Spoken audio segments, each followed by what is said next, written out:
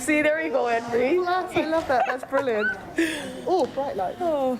Good morning, welcome, and thank you all for being here. As a reminder, masks are required in federal government buildings. Bonjour, bienvenue à tous et merci d'être parmi nous aujourd'hui. Un petit rappel que les masques sont requis dans les édifices du gouvernement fédéral. I'm pleased to introduce the Honourable Mary Ng, Canada's Minister of International Trade, Export Promotion, Small Business and Economic Development, and the Right Honourable Anne-Marie Trevelyan, Secretary of State for International Trade and President of the Board of Trade for the United Kingdom of Great Britain and Northern Ireland. They will provide an update on the launch of negotiations for a free bilateral trade agreement between Canada and the United Kingdom. Their remarks will be followed by a Q&A session. Je suis heureuse de présenter l'honorable Mary Ng. I am happy to introduce the Honourable Mary Ng, Minister of International Trade, Export Promotion, Small Business and Economic Development, as well as Anne-Marie Trevelyan, UK Secretary of State for International Trade and the President of the Treasury Board. They will provide an update on the negotiations of a free trade agreement between the UK and Canada. Their comments will be followed by a question-and-A period. To turn the microphone over to Minister. La parole à la Ministre Ng. Good morning. Bonjour à toutes et à tous. Thank you for joining us here today. I want to acknowledge that we are gathered on the traditional and unceded territory of the Algonquin and Anishinaabe people. Before we begin, I want to start by saying that Canada unequivocally condemns Russia's egregious invasion of Ukraine, which is a direct challenge to the rules-based international order. Let me be clear. Those who undermine the rules-based international order should not benefit from it. Canada's Ukrainian community number more than 1.3 million people. The current events in Eastern Europe are profoundly felt in homes and communities across Canada. And alongside our allies, Canada stands resolute against authoritarianism and with a democratic Ukraine now and in the future. I am very pleased to welcome Secretary Trevelyan for her first official visit to Canada. Though this is her first official visit, I know that Secretary Trevelyan has strong roots here in Canada, as her dad was a Canadian journalist. So really, what we should be saying is, welcome back. It's great to have you here in person and to celebrate the long-standing friendship between Canada and the United Kingdom. And it's that friendship that brings us here today. I am thrilled to announce that Canada and the United Kingdom are officially launching negotiations towards a new free trade agreement. Je suis ravie d'annoncer. I am thrilled to announce that Canada and the United Kingdom are officially launching negotiations towards a new free trade agreement. Instructing our negotiators to be ambitious and to seek a modern, progressive, and comprehensive free trade agreement that best reflects Canada's and the United Kingdom's shared values. In 2021, the UK was Canada's third largest country trading partner in goods and services, with billions of dollars flowing between our two countries. Secretary Trevelyan and I have talked at great lengths about the importance of promoting rules-based international trade and strengthening supply chains by building on our trade relationship with the United Kingdom. Canada and the UK are going to negotiate a new benchmark agreement that will raise the bar for women, racialized and Indigenous peoples, as well as for small and medium-sized enterprises. Our government has made it a priority to focus on a progressive trade agenda that is inclusive and sustainable, an agenda that advances high standards for the environment and for labor, and one that helps our businesses thrive into the future by benefiting from digital trade. And we're thrilled to be doing this with one of our closest partners. Canada looks forward to negotiating an agreement that will benefit our economies on both sides of the Atlantic. Merci beaucoup. Thank you.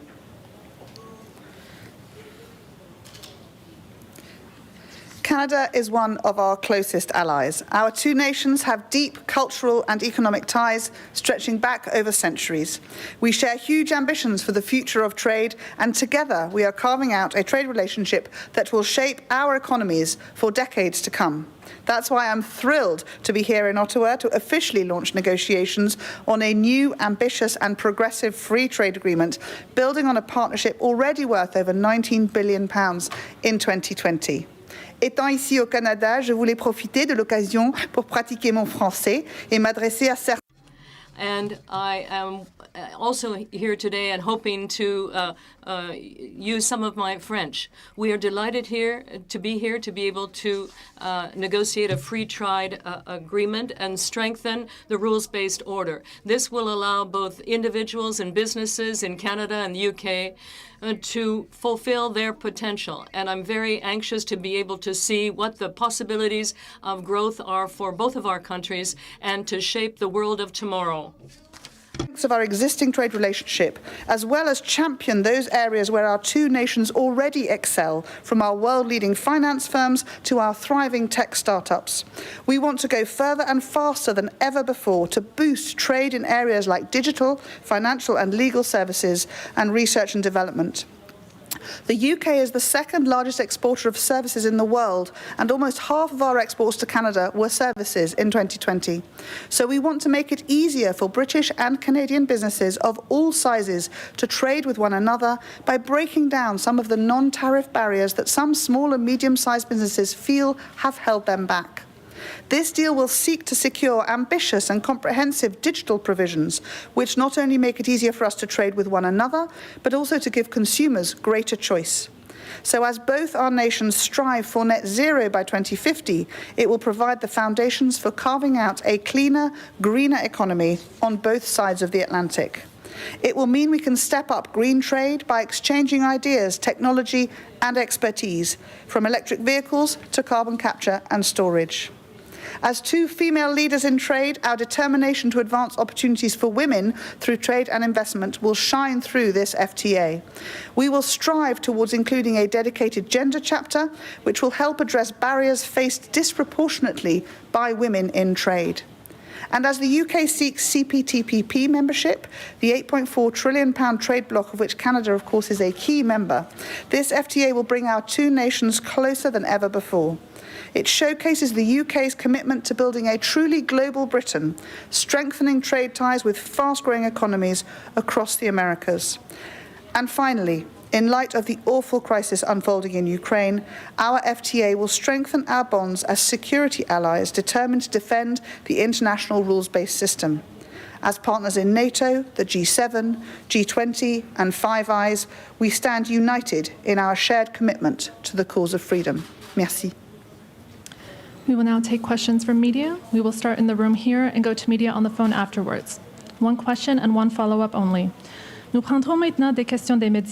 We will now take media questions, beginning with journalists in the room and followed by those on the phone. One question and one follow-up only. Mike Blanchfield, Canadian Press. What challenges do you see for Canada in this negotiation in the agriculture sector? Well, I think I like to think about this agreement not in terms of challenges, but in terms of opportunities. What you heard from Secretary Trevelyan and myself is that we are launching these negotiations that build on what is already a very successful trading relationship, and that we're going to create a modernized agreement that is going to create even more benefits for Canadian exporters and for British exporters and importers, and that's the way that I would like to see this. That's how I see the way in which we are proceeding on this very good start to these negotiations. Any thoughts on hormone added Canadian beef and having access to the British market? Anything specific there you'd like to say? Well, what I would say is that those negotiations are beginning, and what I would say to all markets across the world, including the United States, is just that the high quality of our beef and of our products and of our producers is second to none. So I am here to sell brand Canada, boy oh boy, and I'm going to keep doing that. Steve Chase, Globe and Mail. I just have a couple of questions. One is, one of the challenges we see when Canada and the U.S. are both negotiating a trade deal with another partner is that there's a timing issue. Sometimes the partner wants to negotiate with the U.S. first. This happened in the case of South Korea. Do you expect to reach a deal before with Canada before you reach a deal with the United States, or will a deal with Canada be contingent or follow upon a deal with the United States, given the interconnections between our two countries? and by that I mean the U.S. and Canada and the auto trade and so on. So is Canadian deal going to come before a U.S. deal for you? Steve, thank you for your question. So I'm really excited that we're formally launching our FTA negotiations with Canada today, and we're going to be working at pace to get to what we hope will be a really deep and transformative trade deal for our businesses and our communities to be able to make really great use of for many decades to come. I continue to have discussions with your neighbours, the US, on all sorts of issues, but the two are not connected, and I am really excited that our Canadian FTA discussions are starting today. Okay, so I hear you saying it's possible you could sign a deal with Canada before you sign a deal with the United States. Just on another factor, when you guys first announced the continuity agreement, you said that negotiations would begin the next year, but a year has passed, and now we're into 2022, and you've signed deals with Australia and I think New Zealand and Singapore. Why has it been a slow start for the Canadian negotiations? So Mary can answer it, but I don't think it has. We said that within a year of the TCA coming into force, we would start these FTAs, which we are. You had a process, which I'm sure you would speak to Beth and I, which you have just completed, which is why we're now able to crack on. So Secretary Trevelyan is absolutely correct. We are on time, and we are starting this as we said we would. It is within the 1 year of the trade continuity agreement being into force. And of course, Canada and the UK put the trade continuity agreement together so that that predictability that our businesses and our exporters were looking for, that's what the TCA has provided, and we are exactly on schedule. And as the Secretary says, we've launched this today. We are on pace, and our negotiators are hard at work, and both of us are going to ensure that our negotiators continue that at good pace. And I'm very confident that we will have a free trade agreement with the United Kingdom that is, that is going to be a high bar and a new benchmark agreement, as you've heard from both the Secretary and I. We will now take questions over the phone, et maintenant nous prendrons des questions par téléphone. Thank you. If you have a question and you're using a speakerphone, please lift your handset before making your selection. If you have a question, please press *1 on the device's keypad if you have a question. There will be a brief pause while the participants register. We thank you for your patience.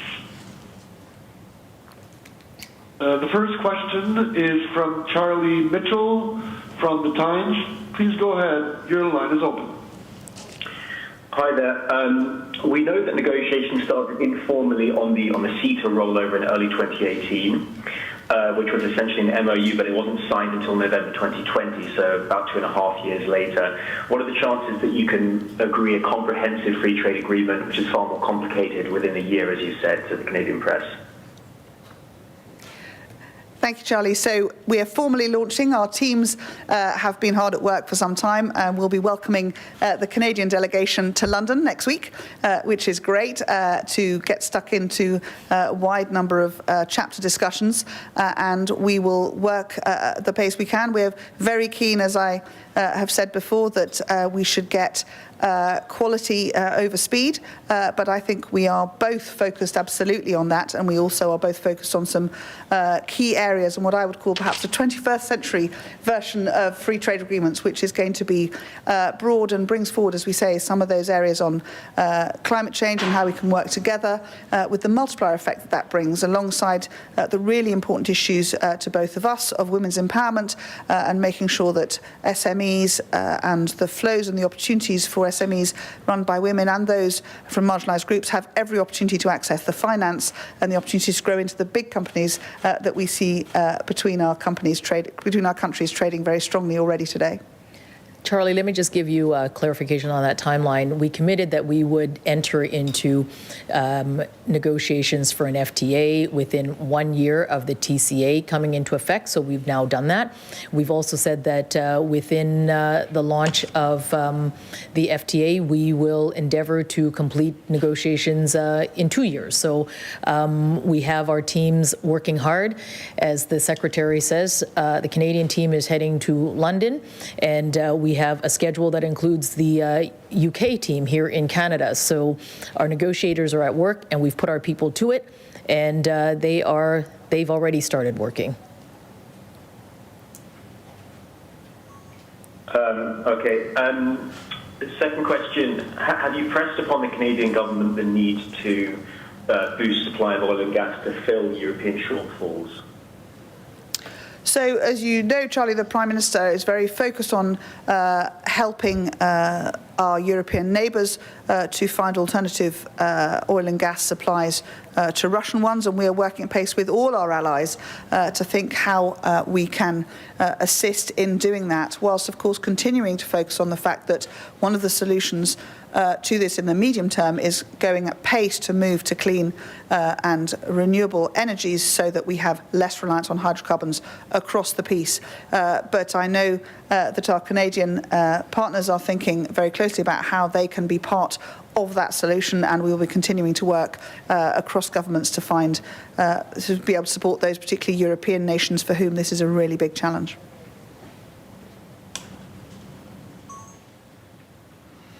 Thank you. The next question is from Murad Hemedi from The Logic. Please go ahead. Your line is open. Hello. So Secretary Trevelyan just said that the deal will seek to secure, quote, ambitious and comprehensive digital provisions. Could you explain what those digital provisions are? What specific changes to the non-tariff barriers in the trading relationship is the UK seeking with Canada on digital files? Thank you. Well, as part of the next generation of business trading, getting digital tools to be the norm and indeed to be the tools that help businesses to grow is what we want to encourage, and we have the opportunity through a free trade agreement to really drive that forwards at pace. The UK has just signed a digital economy agreement with Singapore, a world first for any European nation, which sets out all of these issues in detail, but really importantly, digital can both strip away cost for the consumer and, of course, make ease of business much greater by allowing digital flows to take away some of the strains and the existing barriers that we have at the borders through manual processes. So we're very keen to continue on the work that we've done with Singapore and work with Canada to look at some of those key areas of digital development. Murad, that's a really excellent question. And of course, as you know, you've covered it a lot about the strength of the Canadian technology ecosystem that is here in Canada. We've got excellent startups and scale-ups across the country, forging into new areas, whether they are in clean tech or whether they are in agri-tech, and where we have strength around financial services and so forth. And we want to make sure that in this agreement that those companies really are able to, as they develop in Canada, that they innovate in Canada, that they are starting up, but that they are scaling up, but that they're accessing new markets like that in the UK. If I just draw and a particular example, there is a terrific company. It is a medical devices company that's building simulators for doctors to train pediatric cardiology surgery. It's a company here that is here anchored in Canada, but they've actually got a contract with the Children's Hospital in Liverpool to do exactly that. So that's one example, and I can share many others. But this is really about creating a win-win, especially for those enterprises that are part of the digital economy today, and to help them enter into those markets and to grow both ways.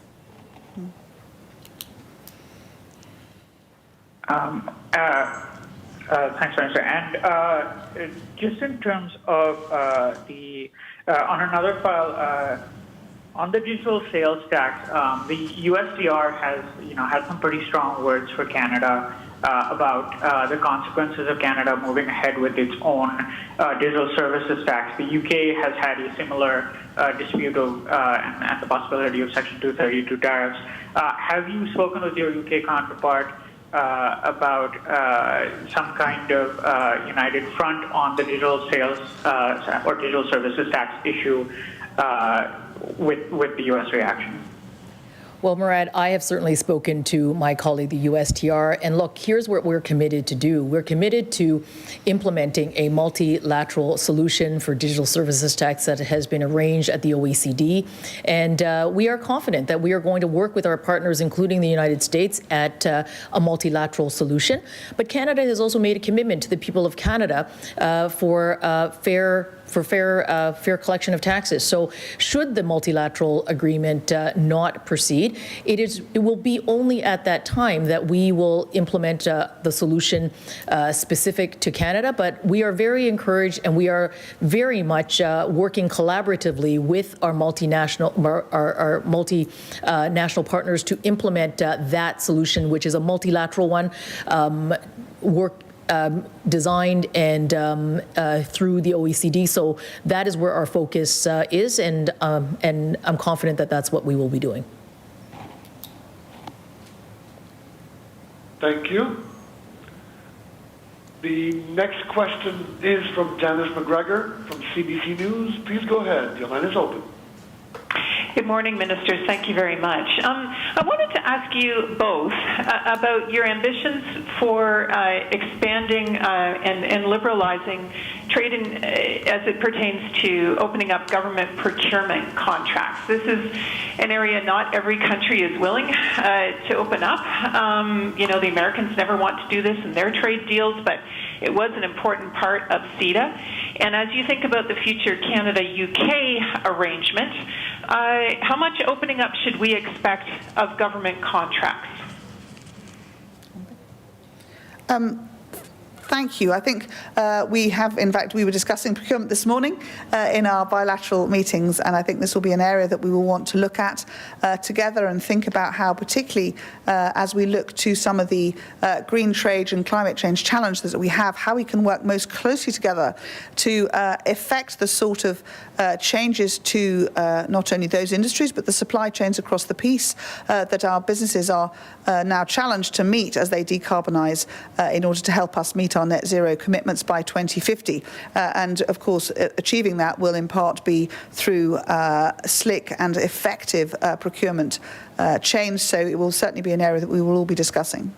Janice, thank you for that question. And this is a really important area. Secretary Trevelyan and I talked about it. And we talked about the opportunities, particularly for small and medium-sized enterprises, and the role that government procurement can play in adopting or buying from those small and medium-sized enterprises. I know here in Canada, I am working very closely with my cabinet colleague on this to create greater opportunities. I often tell people that my job is the Minister for Startup, Scale-Up and Accessing New Markets, and scaling up those small businesses through government procurement is certainly something that we are doing here in Canada.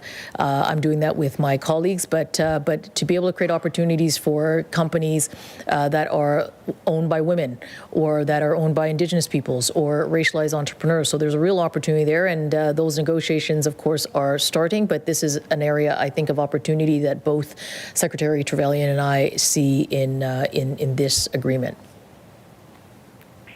And I'd like to ask you about kind of the other big thing that emerged out of CETA and that continues to be on people's minds when they think about this trade relationship. I know the British Secretary doesn't want to talk about cheese, but I have to ask about cheese because the British access to the Canadian market expires next year. Does that mean there's a hard out for these negotiations? Do you need to do this before June of 2023 or December of 2023, so you don't lose that piece of Canada's market? And is that kind of something that was built into these talks, that they do have to be done maybe quicker than some of Canada's previous negotiations have to unfold? I would say that the ambition on the timelines is the ambition to reach a high quality and a progressive agreement, and that is very much what Secretary Trevelyan and I are very focused on.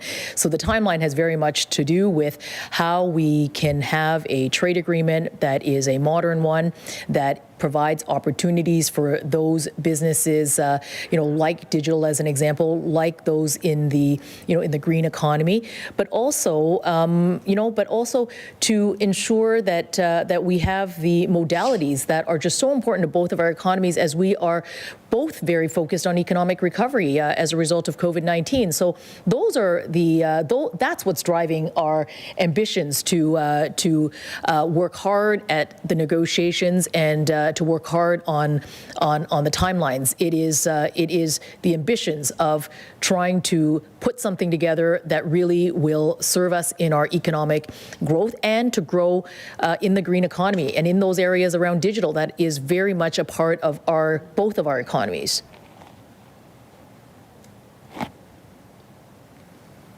Thank you. There are no further questions registered at this time. This concludes today's press conference. Thank you again for joining us today. Should media have questions about the launch of negotiations of the Canada-UK Free Trade Agreement, kindly contact Global Affairs Canada's Media Relations line. Ceci conclut notre séance d'information d'aujourd'hui. Conclude this press conference. Thank you for joining. If you have questions regarding the launch of the negotiations regarding this free trade agreement, please contact with the media at Global Affairs. Thank you.